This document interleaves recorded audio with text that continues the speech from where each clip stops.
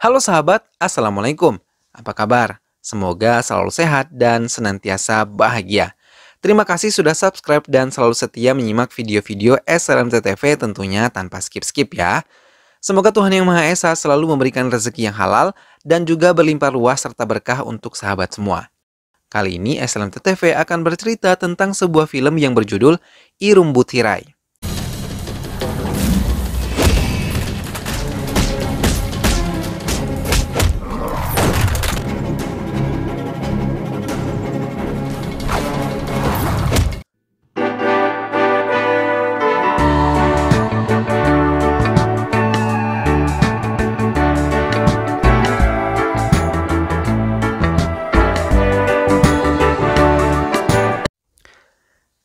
Sekelompok hacker mulai bekerja untuk mendapatkan data calon mangsanya. Mereka menyadap semua data-data melalui smartphone yang mereka miliki tanpa mereka sadari. Dengan memberi mereka iming-iming uang yang banyak dan hanya memberikan komisi kecil kepada para agen, para korban tergiur dan akhirnya masuk ke dalam jebakan sindikat hacker tersebut. Salah satunya adalah Guru Murti yang tengah kesulitan mendapatkan dana untuk kehidupannya. Ia dirayu oleh seorang agen peminjam uang untuk mau meminjam uang kepada kelompok mereka. Akhirnya Guru Murti menyetujui dan mengikuti saran yang mereka ajukan. Tapi mereka berhasil meretasnya hingga uang yang berada di rekening berpindah kembali ke tangan para hacker dan Guru Murti harus melunasi hutangnya tanpa bisa menikmati uang yang telah ia pinjam. Tekanan yang diberikan oleh penagih hutangnya membuatnya frustrasi. Tanpa berpikir panjang, ia terjun dari lantai rumah susunnya dan meninggalkan anak perempuannya yang berumur 6 bulan beserta istrinya. Kejahatan itu meningkat tajam. Banyak warga melaporkan semuanya kepada pihak bank. Tapi pihak bank selalu angkat tangan karena setelah mengecek transaksi yang terjadi, uang tersebut telah ditarik secara online oleh pemiliknya. Namun para korban tidak merasa melakukan hal tersebut. Di area latihan militer Angkatan Darat, Kativaran merupakan kepala tentara yang baru saja diangkat untuk memimpin latihan para tentara baru. Ia dengan keras melatih para tentara baru dengan penuh kedisiplinan dan menghukum mereka bila sedikit saja melakukan kesalahan.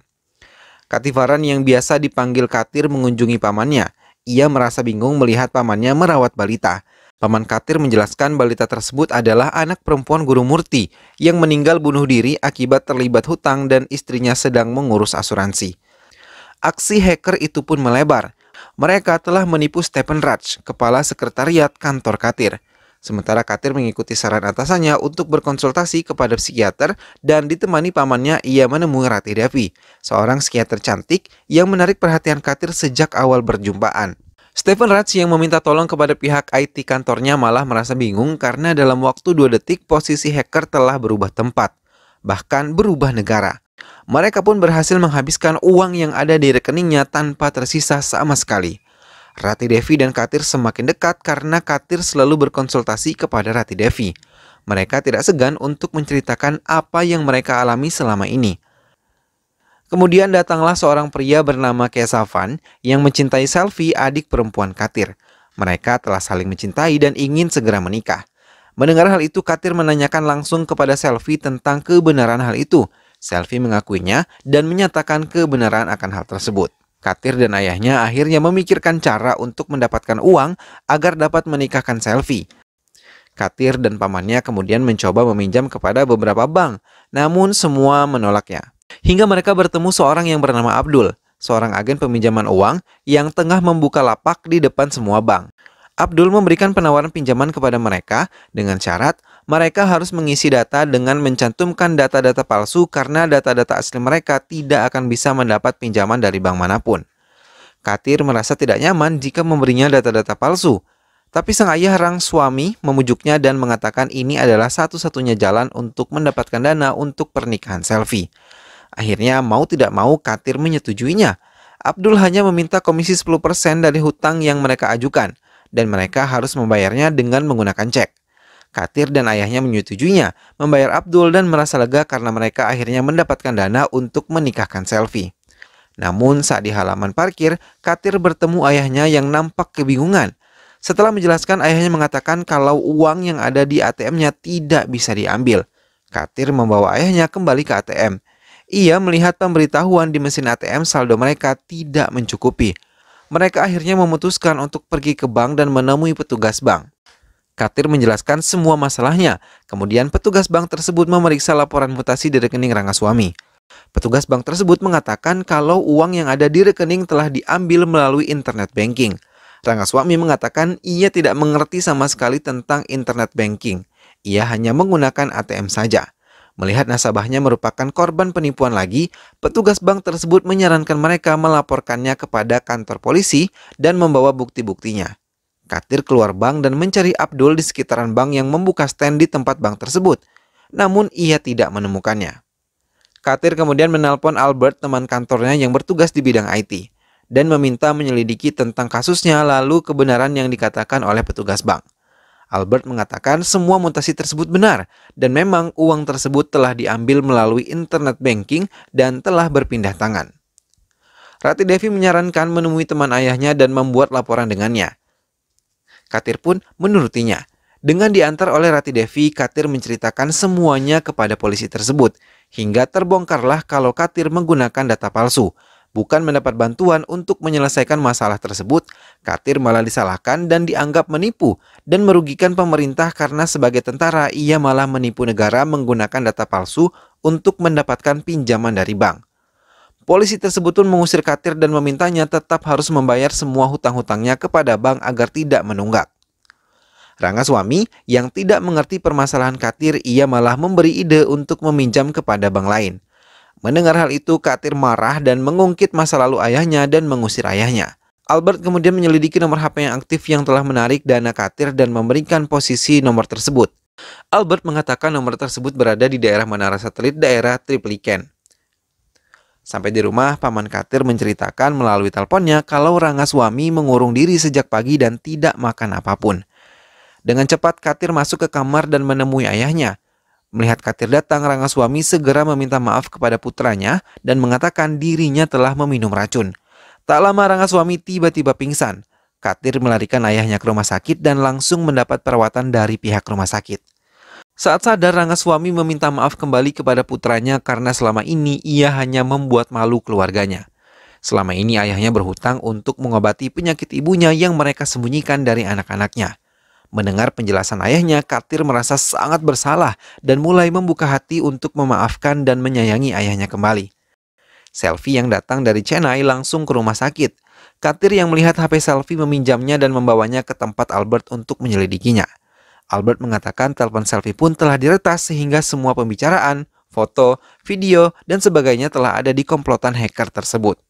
Satu-satunya cara Selfie tidak memakai smartphone karena semua terlacak di sana. Katir kemudian mencari tahu korban-korban selain dirinya. Ternyata hampir semua penduduk kota ini menjadi korban kekejaman komplotan hacker tersebut. Hingga Katir dan pamannya menemui seorang teman mereka yang ternyata seorang pemilik bank yang menderita banyak kerugian karena banyak nasabahnya pun tertipu. Tapi Gianavel menyarankan mereka untuk menemui Salman yang biasa mereka panggil untuk membantu nasabah mengembalikan uang mereka. Dan hanya memberikan komisi saja kepada mereka. Akhirnya Katir menemui Salman di Ritchie Street yang merupakan pusat perbaikan HP. Katir kemudian menceritakan semuanya. Salman lalu menunjukkan toko Mitu dan menemui Robert. Ia memberinya nomor telepon Robert, namun Katir dipermainkan oleh Robert. Karena Katir curiga kepada Robert, ia menunggu hingga toko Robert tutup dan mengikutinya. Robert yang menyadari dibuntuti oleh Katir menelpon semua anak buahnya untuk membantunya. Hingga Katir tiba di sebuah lorong bawah tanah. Robert telah bergabung dengan semua anak buahnya yang langsung menyerang Katir. Dengan sigap dan amat mudahnya, Katir membereskan mereka semua tanpa menyisakan satu orang pun.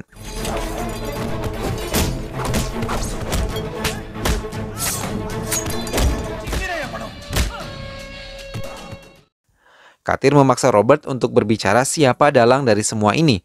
Robert mengatakan kalau ia tidak pernah bertemu secara langsung bos besar mereka. Ia hanya mendapat ID untuk berkomunikasi dengan bos besar mereka, dan ia merupakan salah satu orang yang memblokir SMS pemberitahuan tentang penarikan dana, dan ia mengatakan program internet mereka Darknet yang bisa mengakses semua kegiatan korbannya jika mereka membuka SMS kosong yang telah mereka kirimkan. Komplotan mereka bernama White Devil. Katir mengambil beberapa barang bukti dari kantor Robert, dan menghantam kepala Robert menggunakan laptop, kemudian pergi meninggalkan Robert yang tergeletak. Sampai di rumah, Katir dan teman-temannya membahas dan membuka harddisk yang Katir bawa dari tempat Robert. Ia menemukan calon korban berikutnya yaitu Ziva Kumar. Maka mereka semua bergerak mengikuti mobil Ziva Kumar yang menuju stasiun. Katir yang bertugas mengikuti Ziva Kumar berusaha semaksimal mungkin untuk tidak tertangkap CCTV yang merupakan akses White Devil mengikuti korbannya, karena semua CCTV di kota sudah ada dalam kendalinya, hingga ia dengan mudahnya mendapatkan rekaman korban-korban. Hingga Katir berhasil menarik Ziva Kumar yang mau menemui agen White Devil untuk menyerahkan data-datanya. Agen yang dilihat Katir adalah Abdul, seorang yang sama yang menipu dirinya dan juga ayahnya. Namun kelompok White Devil dengan cepat menyadari kalau ada seorang yang mengikuti calon korban mereka. Hingga komplotan White Devil meminta Abdul untuk mengikuti Katir yang telah masuk ke kereta. Tapi Katir dengan cepat menyerang Abdul, menutup wajah Abdul dengan bajunya hingga Abdul tidak melihat wajah Katir. Namun saat Abdul dihajar dan dipaksa berbicara, komplotannya mendengar dari HP milik Abdul yang terlempar. Hingga White Devil akhirnya menemukan siapa Katir. Penjelasan Abdul sama dengan penjelasan Robert tentang cara kerja White Devil. Bos White Devil meminta semua agennya untuk menyelidiki 18 nasabah yang ditolak oleh bank dan merupakan sasaran empuk bagi kelompok White Devil. Setelah mengetahui sistem kerja kelompok White Devil, Katir beserta teman-temannya menyelinap ke Bank TTS yang merupakan bank penyalur dana hutang kepada nasabah. Syam yang bertugas menyelinap ke kantornya dan mengawasi petinggi-petinggi TTS Bank melaporkan kepada Katir yang menunggu di parkiran. Ia bertugas memberi SMS dengan isi, "Saya tahu mengenai White Devil," hingga Mohan menelpon White Devil dan menceritakan semuanya.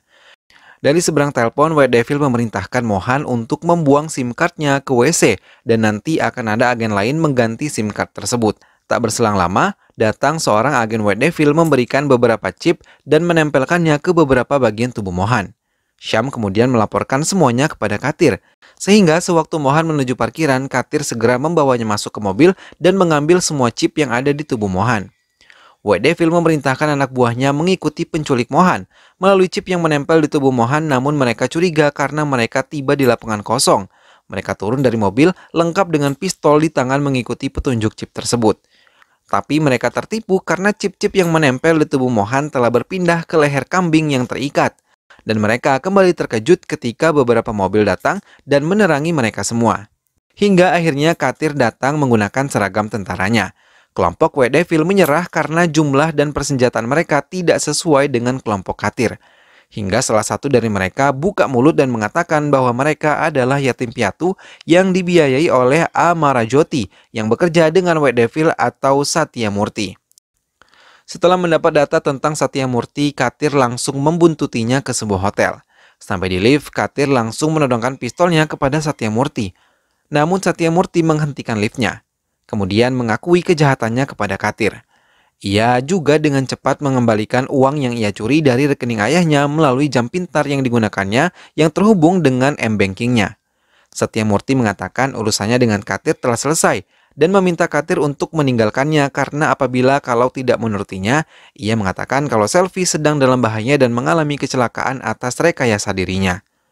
Mau tidak mau, Katir melepaskan Satya Murti dan semua yang dikatakan Satya Murti telah terjadi.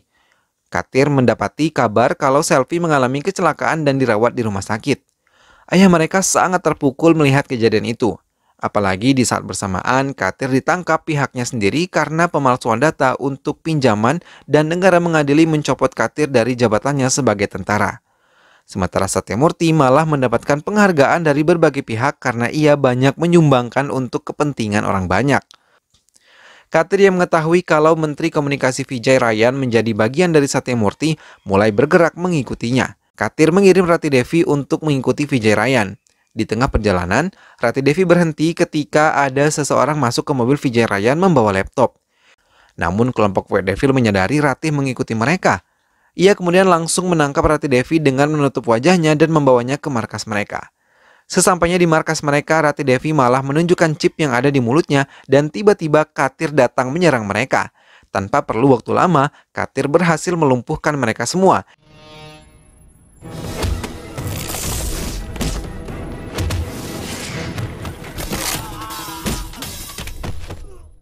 Katir kini berhasil meretas sistem keamanan White Devil.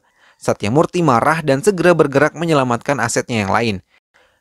Ia memerintahkan anak buahnya untuk menghancurkan semua database dan mengeluarkan uang-uang yang ada di rekening mereka. Sampai di markasnya, Satya Murthy langsung menuju kantornya dan mulai menghancurkan semua data miliknya. Namun ia terkejut ketika menuruni tangga melihat semua anak buahnya pingsan dan beberapa berantakan. Kemudian Katir datang menertawakan Satya Murthy yang terdesak. Katir mengatakan ia membawa semua korban-korban White Devil dan siap menghukum Satya Murthy. Namun mendengar ancaman itu, Satya Murthy malah membakar tumpukan uang yang ada dan menyerang Katir. Namun Katir hanya tersenyum dan mengatakan uang-uang tersebut adalah uang Menteri Vijay Rayan. Satya Murthy tersenyum dan ia mengatakan bahwa ia menjalankan White Devil karena diperkuat oleh Vijay Rayan sebagai menteri. Dan ia berhasil mendapatkan sidik jarinya dan menggunakan itu untuk membuka semua sistem keamanan IT dan juga perbankan. Satya Murthy pun langsung menyerang Katir. Mereka bertarung hingga membuat Satya Murthy terdesak.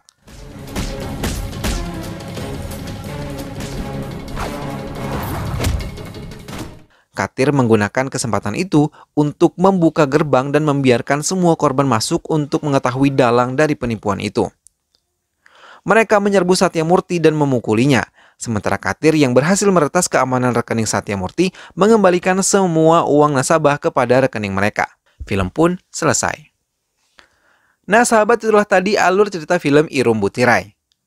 Perjuangan Katir dalam mengungkap sindikat pencurian uang patut diacungi jempol ya. Semoga sahabat semua terhibur setelah menyimak alur cerita film ini ya. Terus saksikan film-film dan juga alur cerita lainnya hanya di SLMT TV. Dukung terus SLMT TV dengan cara klik like, comment, share, dan juga subscribe. Sampai berjumpa lagi di alur cerita film yang lainnya. Saya selalu sahabat, terima kasih sudah menyimak video ini sampai akhir. Sampai jumpa. Wassalamualaikum.